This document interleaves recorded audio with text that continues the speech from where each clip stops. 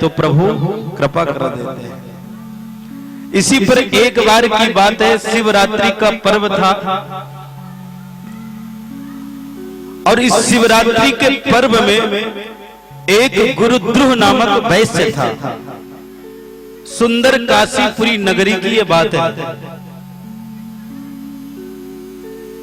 और ये जो गुरुद्रुह नामक बनिया वैश्य, इसका काम था शिकार करके अपने परिवार का भरण पोषण करना। एक बार ये बनिया शिवरात्रि के रात्रि के दिन, इसको शिवरात्रि या कोई पर्व से कोई लेना देना नहीं, इसको केवल मतलब है अपने पेट से।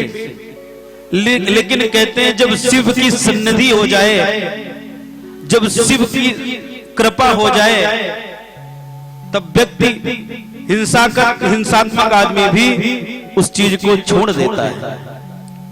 आज ये परम निर्दयी, परम कसाई जीव रोज जंगल से पशुओं को मार कर लाए और अपने परिवार का भरण पोषण करे। आज इसके घर में दिन भर से कुछ खाने का नहीं था। आज ये प्रातः काल उठा और सरोवर में स्नान करके वन में गया। दिन भर इसको शिकार में कुछ भी नहीं मिला। उधर परिवार भूख प्यास से तड़प रहा था।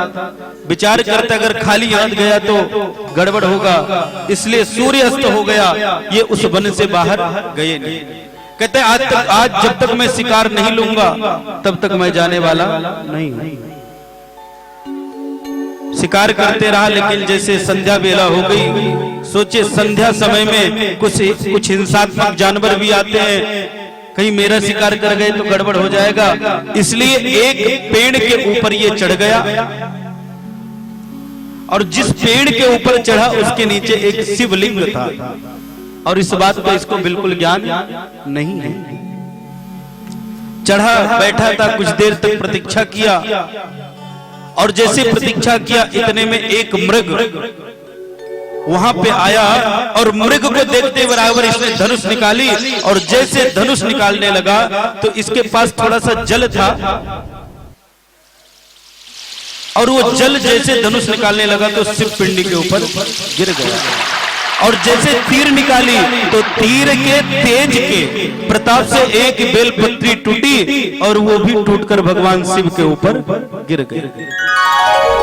जैसे जल और बेलपत्री दोनों उस शिव पिंडी पर पड़ी, वैसे इसके मन से जो क्रोध है, जो कसाईपन है, जो हिंसात्मक मन है, वो बदल गया, दया के रूप में परावर्तित हो गया।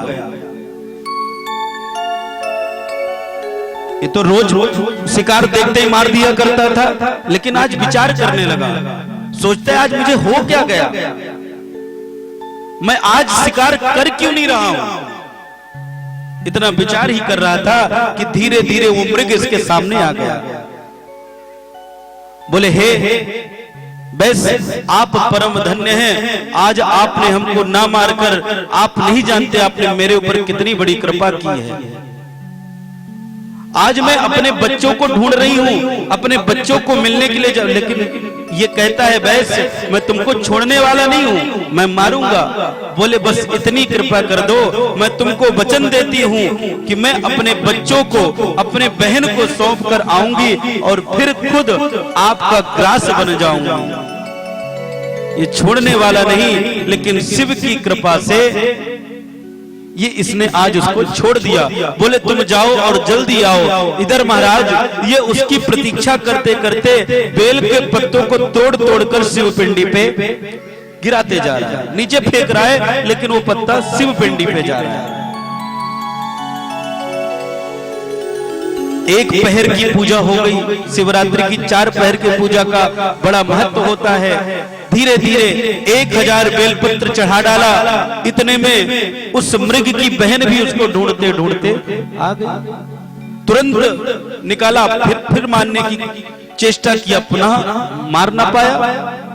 मन से, हृदय से दया आ गई, वो भी आकर बंधन किया।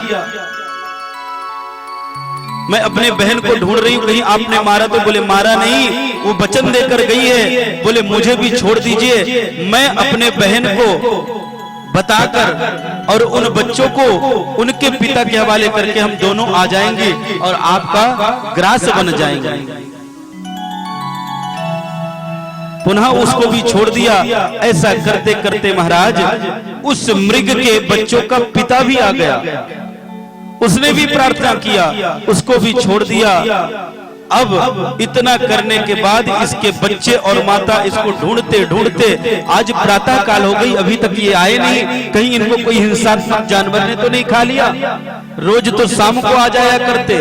इतना ढूंढते ढूंढते करते करते इनके पास पहुंचे। जैसे पहुंच के मिलने लगे, इसने सारी कथा बताई।